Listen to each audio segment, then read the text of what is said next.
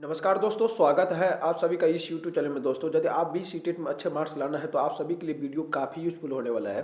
तो वीडियो को शुरू से लेकर अंत तक जरूर देखिएगा साथियों, क्योंकि मैं आप लोगों को साइंस का क्वेश्चन करवाने वाला हूं, जो आप सभी को 30 नंबर का साइंस का क्वेश्चन पूछा जाता है।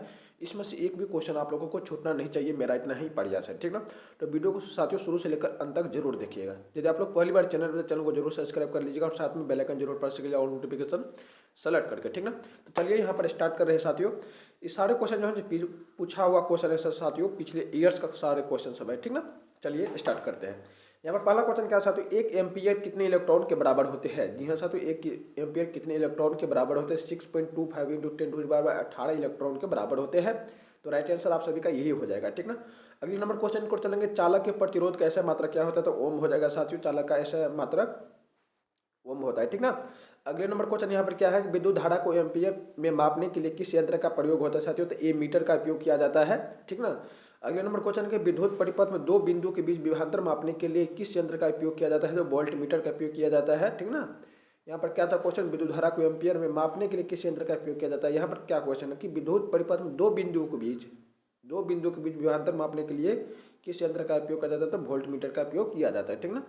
अगले नंबर क्वेश्चन को चलेंगे, एक आदर्श वोल्ट मीटर का प्रतिरोध क्या होना चाहिए। जी हाँ साथियों, अनंत होना चाहिए एक आदर्श वोल्ट मीटर का प्रतिरोध, ठीक ना।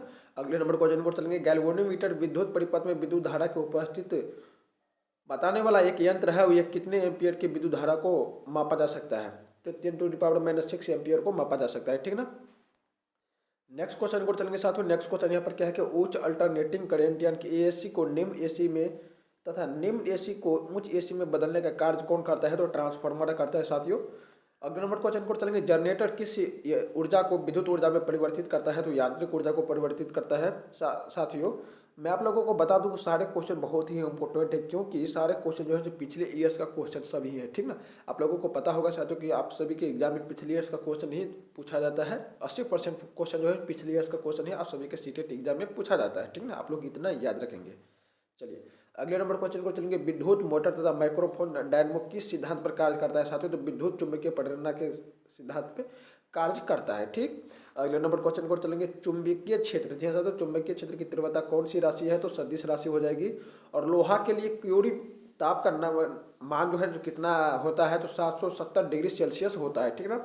अगले नंबर क्वेश्चन है कि निकेल के लिए क्यूरी ताप का माप कितना होता है। तो 358 डिग्री सेल्सियस है। एक क्वेश्चन जो है तो 2018 में पूछा गया था क्वेश्चन, ठीक ना। इसीलिए मैंने आप सभी को इस वीडियो के अंदर टाइप करके ला दिया।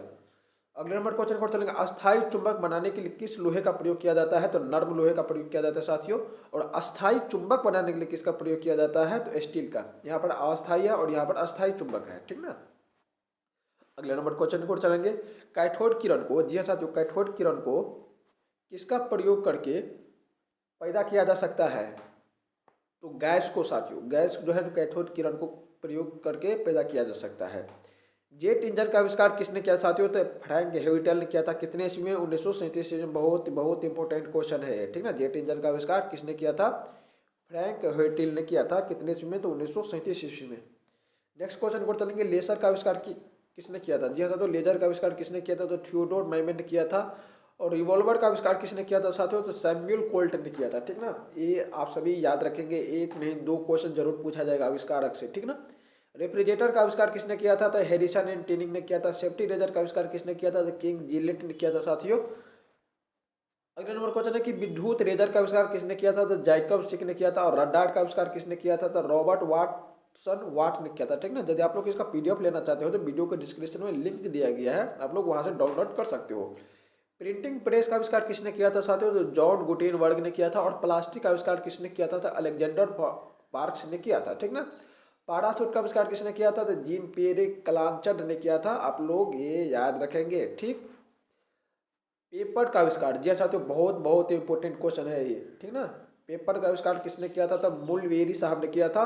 और प्रेशर कुकर का आविष्कार किसने किया था। तो डेनिस पोपिन ने किया था। अगले नंबर क्वेश्चन है, माइक्रोफोन या टेलीफोन का आविष्कार किसने किया था। तो ग्रामवेल ने किया था। ये भी बहुत बहुत इंपॉर्टेंट क्वेश्चन है, ठीक ना। आप लोग याद रखेंगे ये तीनों क्वेश्चन। अगले नंबर क्वेश्चन, मोटरसाइकिल का आविष्कार, जी सर, तो मोटरसाइकिल का किसने किया था। तो जी डब्ल्यू साहब ने किया था। और माइक्रो आविष्कार का आविष्कार किसने किया था? तो जेड जॉनसन साहब ने किया था। और ट्रांसफार्मर का आविष्कार किसने किया था? माइकल फैराडे साहब ने किया था, ठीक ना। मानव निर्मित हेलीकॉप्टर का आविष्कार किसने किया था? तो ई आर ममफोर्ड साहब ने किया था, याद रखेंगे। अगले नंबर क्वेश्चन है कि पनडुब्बी का आविष्कार किसने किया था? तो डेविड विस्लेन ने किया था। टाइप राइटर का आविष्कार किसने किया था? तो पेलिग्रीन टेरी ने किया था। और टेलीविजन यानी कि यांत्रिक का आविष्कार किसने किया था? तो जे एल वेड ने किया था, ठीक ना। आप लोग याद रखेंगे। अगले नंबर क्वेश्चन है स्टीम इंजन, जिस साथ जो स्टीम इंजन कंडेंसर का आविष्कार किसने किया था साथियों? तो जेम्स वाट ने किया था। अगले नंबर क्वेश्चन है कि वेल्डिंग का आविष्कार किसने किया था? वेल्डिंग मशीन जो होता है तो एलिसा थॉमसन ने किया था। आप लोग ये याद रखेंगे, ठीक। अगले नंबर क्वेश्चन है विद्युत, जी हाँ, तो विद्युत पंखा जो होता है उसने किसका आविष्कार किया था? तो वेविलर साहब ने किया था। आप लोग याद रखेंगे, ठीक। अगले नंबर क्वेश्चन की ओर चलेंगे।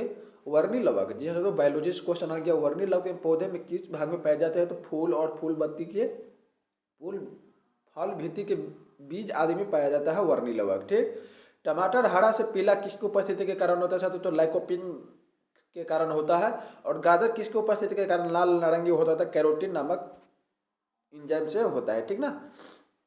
अगले नंबर क्वेश्चन है चुकंदर का गाढ़ा लाल रंग किसके उपस्थिति के कारण होता है? तो विटामिन के कारण होता है। और कोशिका का सबसे प्रमुख अंग कौन सा होता है? तो केंद्रक यानी कि न्यूक्लियस होता है, ठीक ना। अगले नंबर क्वेश्चन को चलेंगे। केंद्रक दर्भ में, जी हाँ, तो केंद्रक दर्भ में जो है वो धागे नुमा पदार्थ के जाल को क्या कहता है? तो क्रोमैटिन कहते हैं। और क्रोमैटिन किस चीज का बना होता है? तो प्रोटीन एवं डीएनए से बना होता है। मानव में गुणसूत्र क्रोमोसोम की संख्या कितनी होती है? तो 23 जोड़ा होती है, यानी कि 46 होती है। और चिंपैंजी में गुणसूत्रों की संख्या कितनी पाई जाती है? तो 48 पाई जाती है, यानी कि 24 जोड़ा पाया जाता है, ठीक ना। क्रोमोसोम से आप सभी को 2 क्वेश्चन जरूर पूछे जाएंगे, ठीक। तो सारे क्रोमोसोम का मैंने क्वेश्चन जैसे वीडियो के अंदर सेलेक्ट करके लाया हूँ, ठीक ना। बंदर में गुणसूत्रों की क्रोमोसोम की संख्या कितनी पाई जाती है? तो 21 जोड़े, यानी कि 42। और वंशागत गति में वाहक किसके कहा जाता है? तो गुणसूत्रों को कहा जाता है, यानी कि क्रोमोसोमों को कहा जाता है, ठीक। आरएनए का संश्लेषण कहाँ होता है साथियों? तो न्यूक्लियस में होता है, यानी कि केंद्रिका में होता है। आप लोग ये भी याद रखेंगे।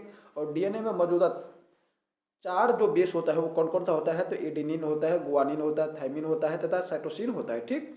डीएनए में एडेनिन सदैव किसके साथ जुड़ा हुआ था साथियों? डीएनए के साथ जो होता है वो थाइमिन के साथ जुड़ा रहता है। वो थोड़ा रिप्रीमेंट हो गया, ठीक है, थाइमिन यहाँ पर हो जाएगा। अगले नंबर क्वेश्चन है डीएनए में साइटोसिन सदैव किसके से जुड़ा रहता है? तो गुआनिन से जुड़ा रहता है। और डीएनए में डबल हेलिक्स जो मॉडल होता है वो किसने प्रतिपादित किया था? तो जी वाटसन एंड क्रिक ने किया था। बहुत बहुत इंपॉर्टेंट क्वेश्चन है ये, ठीक। अगले नंबर क्वेश्चन आरएनए कितने प्रकार के होते हैं साथियों? तो आरएनए जो होता है वो 3 प्रकार के होते हैं। Small RNA, small t RNA and small m RNA. अगले नंबर क्वेश्चन है कि राइबोसोम पर बने प्रोटीन की अंतिम क्रिया को क्या कहते हैं? तो ट्रांसलेशन कहते हैं साथियों। आप लोग ये याद रखेंगे। अगले नंबर क्वेश्चन है आरएनए में कौन सा क्षार पाया जाता है? जिसे तो आरएनए में कौन सा क्षार पाया जाता है? तो यूरासिल पाया जाता है। और किसकी कोशिका में कोशिका भित्ति यानी कि सेल वॉल नहीं पाया जाता है? तो जंतु कोशिका में नहीं पाई जाती है, ठीक ना। पादप कोशिका का आकार कैसा होता है साथियों? तो आयताकार होता है। बहुत बहुत इंपॉर्टेंट क्वेश्चन है। सारे क्वेश्चन जो पूछे हुए क्वेश्चन है, तो एक भी क्वेश्चन आप सभी को मिक्स नहीं करना है, बस देखते जाओ, ठीक। जंतु कोशिका का आकार कैसा होता है साथियों? तो वृत्ताकार होता है। वीडियो थोड़ा लंबा हो जाएगा, लेकिन आप सभी को एग्जाम के दृष्टिकोण से बहुत ही महत्वपूर्ण होंगे, ठीक। चलिए अगले नंबर क्वेश्चन को चलेंगे। किसकी कोशिका में कोशिका भित्ति नहीं पाई जाती है? तो पादप कोशिका में। किसकी कोशिका में लवक पाया जाता है? तो पादप कोशिका में पाया जाता है, ठीक। अगले नंबर क्वेश्चन को चलेंगे। किसकी कोशिका में लवक नहीं पाई जाती है साथियों? तो वो जंतु कोशिका हो जाएगी। और किसकी कोशिका में तारक का यानी कि सेंट्रोजोम पाया जाता है? तो वो पादप कोशिका हो जाएगी, ठीक ना। अगले नंबर क्वेश्चन को चलेंगे। यहाँ पे किसकी कोशिका में तारक यानी कि सेंट्रोजोम नहीं पाया जाता है? जंतु कोशिका हो जाएगी। अगले नंबर क्वेश्चन क्वेश्चन की कोशिका विभाजन में को सर्वप्रथम किसने देखा? जैसे तो कोशिका जो विभाजन हुआ वो सर्वप्रथम किसने देखा? तो बिरचो ने देखा था। कितने ईस्वी में? 1855 ईस्वी में देखा हुआ था। अगले नंबर क्वेश्चन को चलेंगे। कोशिका विभाजन मुक्त कितने प्रकार के होते हैं साथियों? तो असूत्री विभाजन होते हैं, समसूत्री विभाजन और सूत्री विभाजन के 3 प्रकार के होते हैं, ठीक ना। कौन कौन? तो ये आप सभी के सामने है। अगले नंबर क्वेश्चन क्वेश्चन असूत्री विभाजन किसमें होता है? जिस असूत्री विभाजन होता है वो किसमें होता है? तो असूत्री विभाजन हो जाता है साथियों आप सभी का वो जीवाणु, नीलहरित शैवाल और ईस्ट अमीबा और प्रोटोजोआ में पाया जाता है, ठीक ना। अगले नंबर क्वेश्चन है समसूत्री विभाजन किसमें होता है? तो कायी कोशिका में पाया जाता है, सोमैटिक सेल में पाया जाता है। अगले नंबर क्वेश्चन है समसूत्री विभाजन। जैसे समसूत्री विभाजन को सर्वप्रथम किसने देखा था? वाल्टर फ्लेमिंग साहब ने देखा था 1879 ईस्वी में, ठीक ना। अगले नंबर क्वेश्चन के अर्धसूत्री विभाजन का सर्वप्रथम किसने खोज की? तो वीजमैन ने किया था। और अर्धसूत्री विभाजन किन कोशिकाओं में होता है? तो जनन कोशिका में होता है। आप लोग ये याद रखेंगे, ठीक। अगले नंबर क्वेश्चन को चलेंगे। यहाँ पर अगले नंबर क्वेश्चन क्या चाहते हो कि समसूत्री विभाजन में एक कोशिका से कितनी कोशिकाओं का निर्माण होता है? तो सिर्फ 2 कोशिका का निर्माण होता है। और अर्धसूत्री विभाजन में एक कोशिका से कितनी कोशिकाओं का और निर्माण होता है? तो 4। समसूत्री में 2 और अर्धसूत्री में 4 कोशिकाओं का निर्माण होता है। अगले नंबर क्वेश्चन को चलेंगे। जैविक विकास का सिद्धांत सर्वप्रथम किसने दिया था? तो चार्ल्स डार्विन साहब ने दिया था। मनुष्य में लगभग कितने अवशेषित संज्ञान के वेजिटेरियल ऑर्गन पाए जाते हैं? तो 100। यहाँ पर है कि आनुवांशिकता का पिता किसे कहा जाता था? ग्रेगर जॉन मेंडल को कहा जाता है। और आनुवांशिक संपत्ति प्रयोग करने के लिए किस मेंडल ने सर्वप्रथम किसका इस्तेमाल किया था? तो मटर का पौधा का इस्तेमाल किया था, ठीक ना। जेनेटिक्स शब्द का प्रयोग सर्वप्रथम किसने किया था? तो वाटसन साहब ने किया था 1905 ईस्वी में। अगले नंबर क्वेश्चन है कि जीन शब्द का प्रयोग सर्वप्रथम किसने दिया था? तो जोहान सैम ने दिया था 1909 ईस्वी में, ठीक ना। प्रत्यक्ष रूप से दिखाई देने वाले जीवधारियों का लक्षण को क्या कहते हैं? तो फिनोटाइप कहते हैं साथियों। अगले नंबर क्वेश्चन है कि मच्छर में गुणसूत्रों की संख्या कितनी होती है? तो 6 होती है। और मटर में गुणसूत्रों की संख्या कितनी होती है? तो 14 होती है, ठीक ना। यहाँ पर मच्छर है और यहाँ पर मटर है, आप लोग ये याद रखेंगे। घरेलू मक्खी में जैसा, तो घरेलू मक्खी में गुणसूत्रों की संख्या कितनी होती है? 12। टमाटर में गुणसूत्रों की संख्या कितनी होती है? 24। और मेढक में गुणसूत्रों की संख्या कितनी होती है? 26 होती है। आप लोग याद रखेंगे, 3 क्वेश्चन जरूर पूछे जाएंगे इससे, पूछा जाएगा 3 को, ठीक ना। और बिल्ली में गुणसूत्रों की संख्या कितनी होती है? 38। आलू में गुणसूत्रों की संख्या कितनी होती है? 48। और तंबाकू में गुणसूत्रों की संख्या कितनी होती है? यहाँ पर भी 48 हो जाएगी। अगले नंबर क्वेश्चन है कि प्याज में गुणसूत्रों की संख्या, जी हाँ सर, तो प्याज में गुणसूत्रों की संख्या कितनी होती है? 16। और चूहा में गुणसूत्रों की संख्या कितनी होती है? 40 हो जाएगी। और घोड़ा में गुणसूत्रों की संख्या कितनी होती है? यहाँ पर 64 हो जाएगा, ठीक ना। नेक्स्ट क्वेश्चन यहाँ पे है कुत्ता में, जी सर, तो कुत्ता में गुणसूत्रों की संख्या जो होती है वो 78 होती है, यानी कि 78 होती है। और यहाँ पर जीन से क्वेश्चन आ गया साथियों। जीन से भी क्वेश्चन आप लोगों को 2 क्वेश्चन जरूर पूछे जाएंगे। निषेचन का समय स्त्री एक्स और पुरुष एक्स मिलने पर क्या होता है? लड़की पैदा होती है साथियों। और निषेचन के समय स्त्री एक्स और वाई मिलने पर क्या होता है? तो लड़का पैदा होता है। एक क्वेश्चन जरूर पूछा जाएगा, चाहे ये पूछेगा चाहे ये पूछेगा, ठीक ना, लेकिन पूछा जाएगा जरूर। अगले नंबर क्वेश्चन यहाँ पे किसका गुणसूत्र संतान में लिंग निर्धारण के लिए उत्तरदायी होता है साथियों? तो पुरुष होता जाएगा। पुरुष में कौन सा गुणसूत्र पाया जाता है? तो एक्स और वाई दोनों पाया जाता है। और सिर्फ महिलाओं में कौन सा गुण पाया जाता है? एक्स एक्स पाया जाता है। आप लोग याद रखेंगे, ठीक ना। महिला में X Y, sorry X X, और पुरुष में एक्स वाई दोनों पाया जाता है। कवक की कोशिका किस भित्ति की चीज की बनी होती है साथियों? तो कैटिन की बनी होती है। और सफेद रस्ट नामक रोग किस में होता है? तो सरसों में होता है। आप लोग याद रखेंगे। अगले नंबर क्वेश्चन कि नारियल के किस भाग में हम लोग खाते हैं? तो भ्रूण भाग को खाते हैं साथियों। और पारिस्थितिक तंत्र के 2 अवयव कौन कौन सा है? तो जैविक हो जाएगा एवं खाद हो जाएगी, ठीक ना। आप लोग यहाँ पर देखेंगे मिसप्रिंट हो गया है, लेकिन खाद होगा, ठीक। अगले नंबर क्वेश्चन यहाँ पर साथियों कि रक्तचाप, जैसे रक्तचाप किस यंत्र में पाया जाता है? तो स्फैगोमीटर में पाया जाता है साथियों। बेडी रोग में विटामिन की कमी के कारण होता है, विटामिन बी होता है साथियों। रक्तचाप किस यंत्र से मापा जाता है ना? स्फैगोमीटर से मापा जाता है, पाया नहीं जाता है, मापा जाता है। अगले नंबर क्वेश्चन है शरीर में लोहा, जिसे तो शरीर में लोहा की कमी से कौन सा रोग होता है? तो एनीमिया होता है। और कौन सा पौधा कीट खाता है? तो टीचर प्लांट खाता है, ठीक ना। पेप्सिन प्रोटीन को किस में बदल देता है? तो पॉलीपेप्टाइड में बदल देता है साथियों। और तंबाकू में मौजूद विषैले पदार्थ को क्या कहते हैं? तो निकोटीन कहते हैं, ठीक। नेक्स्ट क्वेश्चन को चलेंगे। नदियों तालाब, जिसे तो नदियों और तालाब में आदि में पाए जाने वाले जलीय हरे पौधे को क्या कहा जाता है? तो शैवाल कहा जाता है। और नील क्रांति किस में संबंधित होता है? तो मछली उत्पादन से संबंधित होता है, ठीक। दूध में पाई जाने वाली शर्करा है तो लैक्टोज होती है साथियों। और बीसीजी का टीका कौन से रोग से बच्चों के लिए लगाया जाता है? तो यक्ष्मा रोग से लगाया जाता है, यानी कि टीबी से, ठीक। अगले नंबर क्वेश्चन है यहाँ पे नींबू का पीएच मान कितना होता है? नींबू का पीएच मान होता है 2.2। और सिरका का पीएच मान होता है 2.4। पेयजल का पीएच मान कितना होता है? तो 7 होता है साथियों। किस विलयन का पीएच मान अगर 7 से नीचे है तो उसका स्वाद क्या होगा? अम्लीय होगा, ठीक ना। नेक्स्ट क्वेश्चन को चलेंगे। किस विलयन का पीएच मान जो होता है अगर 7 से ऊपर हो तो उसका स्वाद कैसा होगा? तो क्षारीय होता है। और कॉपर और जिंक मिलकर किस मिश्र धातु का निर्माण करता है? तो पित्तल का निर्माण करता है, ठीक है ना। नेक्स्ट क्वेश्चन को चलेंगे यहाँ पे कॉपर जिंक प्लस निकेल मिलकर मिश्र धातु का निर्माण करता है तो जर्मन सिल्वर होता है साथियों।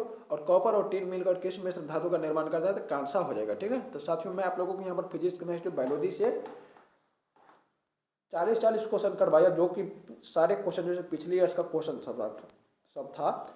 और सारे क्वेश्चन जो है जो पूछे हुए क्वेश्चन सबसे, ठीक ना।